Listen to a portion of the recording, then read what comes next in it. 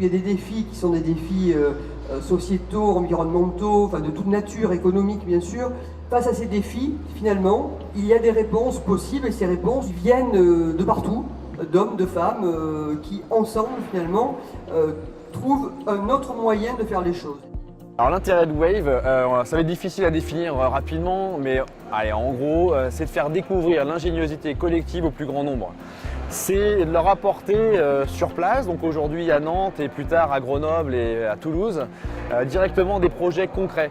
Réellement, comment ça se passe dans le monde, avec très peu de moyens, on arrive à faire des choses qui sont incroyables. Vous savez qu'à Nantes, on a la culture de la création omniprésente, on transpire la création au quotidien, on est ici dans un endroit combien magique.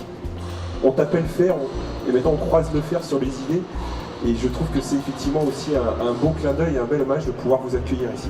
Et autour de l'ingéniosité collective et les 5 courants, donc économie circulaire, économie du partage, co-création, tout ça. Et donc tout ça, c'est en lien un peu avec le développement durable, c'est-à-dire qu'on intègre le social, l'environnemental et l'économique, puisque c'est l'économie à la fois du partage.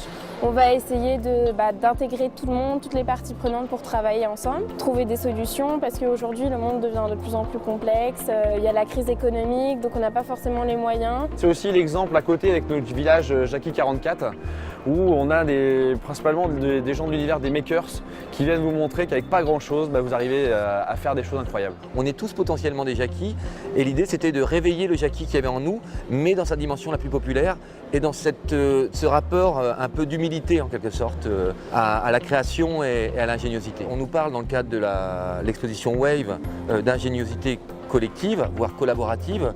Nous, on trouvait important à Nantes de pouvoir réinjecter du populaire au cœur de ce village, d'où l'idée du Jackie. La créativité, elle a besoin aussi de légèreté, elle a besoin d'humour.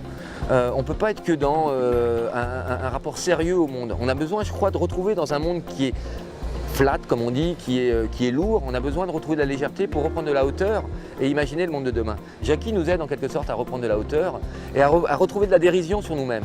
Le Jackie sera peut-être la nouvelle wave, la nouvelle vague du XXIe siècle.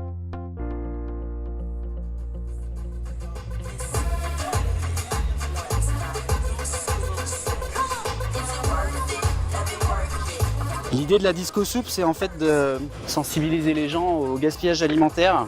On récupère en amont des fruits et légumes, de les cuisiner tout en faisant la fête, c'est ça qui a le côté disco. Il y a de la musique et puis on distribue ça gratuitement après. On explique aux gens que c'est fait avec des légumes un petit peu abîmés qu'on n'aurait pas acheté forcément.